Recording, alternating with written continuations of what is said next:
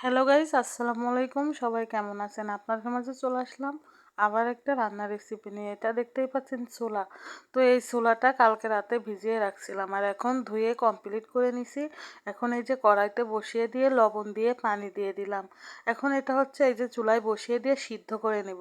তার চুলার জন্য এই যে মশলা এখানে আছে রসুন বাটা, আর এটা হচ্ছে আদা বাটা, আর এখানে আছে হচ্ছে পেঁয়াজ কুচি, এখানে একটা দুটো কাঁচামরিচ দিছি, আর এখানে আছে জিরা বাটা, আর যে মশলাগুলো এগুলা ভাজি করে নিয়ে গরম করা, আর এই যে শুকনা মরিচের গুঁড়া, এগুলা দিয়েই আজকে এই চুলাটা রান্না হবে।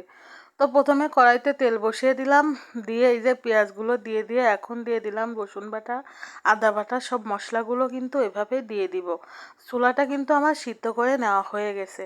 তো এটা দিয়ে এই যে দেখতেই পাচ্ছেন সব কিছু আস্তে আস্তে করে একটু পানি দিলাম মশলাটা ভালোভাবে ভোনার জন্য। তো এই যে আমার মশলাটা ভোনা হয়ে গেল, এখন আমি এই যে ঝালের গুঁড়া দিয়ে দিচ্ছি।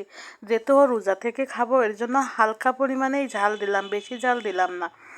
তো দেখতেই পাচ্ছেন ঝালের গুঁড়া দিয়ে দেওয়ার পরে এখন দিয়ে দিলাম লবণ হলুদ, এটা দিয়ে মশলাটা খুব ভালোভাবে এখন ভুনে নেব। মশলা যতই ভুনা হবে খাবারটা খেতেও তত টেস্টি হবে। তো এই যে মশলাটা ভুনার পরে দিয়ে দিলাম সেই সিদ্ধ করে রাখা ছোলাগুলো দেওয়ার পরে কিছুক্ষণ নেড়ে ছেড়ে এই যে এখন দিয়ে দিলাম মশলাটা। দেখেন ফাইনালি রান্নাটা